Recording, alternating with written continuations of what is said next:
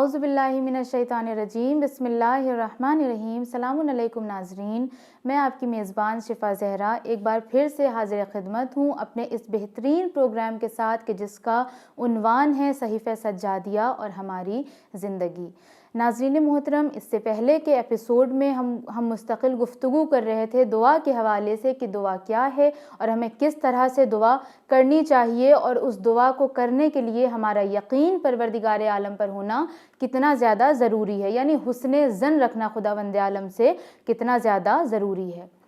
آج کے اس ایپیسوڈ میں ہم گفتگو کریں گے صحیفہ سجادیہ کی دعا نمبر 37 کے حوالے سے کہ جس میں امام سجاد علیہ السلام کس طرح سے خداوند عالم کا شکر ادا کرتے ہوئے نظر آ رہے ہیں کہ ہمیں پروردگار عالم کا شکر کس طرح سے ادا کرنا چاہیے۔ اس دعا کے آغاز میں اس بات کو واضح کیا گیا ہے کہ خداوند عالم کی نعمتوں کا شمار کر کے ان کا شکر ادا کرنا کسی بھی انسان کی بس کی بات نہیں ہے، اور ایک بہت پیارا جملہ امام سجاد نے جو اس میں فرمایا ہے وہ یہ کہ پروردگار، اگر میں تیرا ایک شکر ادا کروں تو اس شکر کے اوپر ایک اور شکر عائد ہو جاتا ہے، کیونکہ جو میں تیرا شکر ادا کر رہا ہوں یہ بھی تو ایک توفیق ہے کہ جو تو ہمیں دے رہا ہے شکر کرنے کی،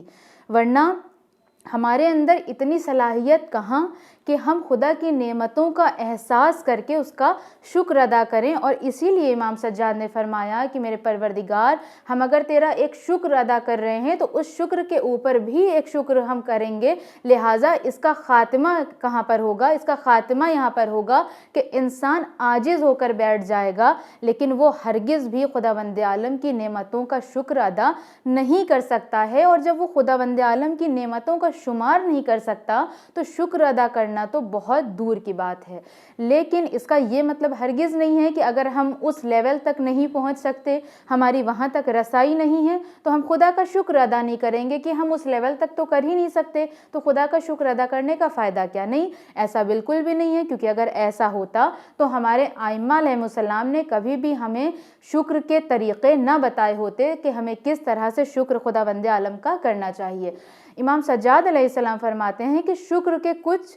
جز ہیں، کچھ اجزاء ہیں، اور ہمیں ان کو فالو کر کے خداوند عالم کا شکر ادا کرنا چاہیے۔ نمبر 1 کہ ہمیں اس چیز کا یقین ہونا چاہیے کہ ہمارے پاس جو کچھ بھی ہے وہ صرف اور صرف خدا کا دیا ہوا ہے۔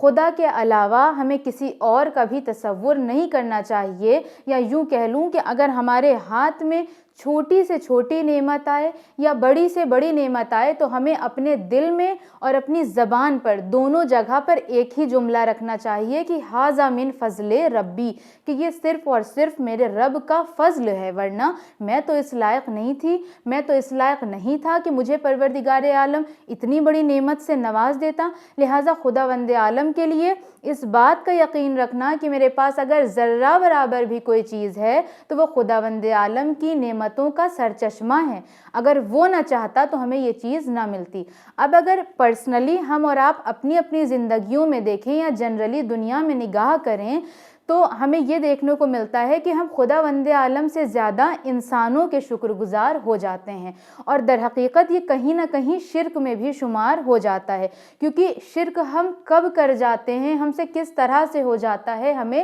خود بھی احساس نہیں ہوتا ہے۔ جس طرح سے تفسیر نمونہ میں امام صادق علیہ السلام سے ایک روایت وارد ہوئی ہے کہ آپ فرماتے ہیں کہ شرک کالی رات میں کالے پتھر پر کالی چیٹی کی مانند ہے۔ اس کا کیا مطلب؟ اس کا یہ مطلب ہے کہ ہم کس طرح سے شرک کر لیتے ہیں اور ہمیں پتہ نہیں چلتا ہے، اور اسی کتاب میں ایک مثال بھی دی گئی ہے کہ مثال کے طور پر اگر ہمارے گھر میں چوری ہونے والی تھی اور ہمارے ہمسائے نے، ہمارے نیبر نے اس چور کو آ کر پکڑ لیا اور اس کی وجہ سے چوری ہمارے گھر میں نہیں ہوئی، تو اب ہم اس انسان کے اتنا شکر گزار ہو جائیں گے کہ اگر آپ نہ ہوتے تو ہمارے گھر میں تو چوری ہو جاتی۔ تو اس چیز کی طرف اشارہ کیا گیا ہے کہ یہ بھی کہیں نہ کہیں ایک شرک کی باریکی میں شامل ہو رہا ہے کہ ہم نے ساری چیزیں اس انسان کے اوپر ڈال دیں کہ اگر آپ نہ ہوتے تو آج ہم لٹ گئے ہوتے۔ نہیں، ہمیں ایسا بالکل نہیں کرنا چاہیے۔ ٹھیک ہے، آپ کا بہت شکریہ، لیکن ہمیں دل سے اور دماغ سے یہ سوچنا چاہیے کہ اس انسان کو اللہ نے بھیجا ہے، اگر اللہ نہ چاہتا تو یہ ہرگز یہاں پر نہ آتا۔ اور ویسے بھی اگر جنرلی دیکھا جائے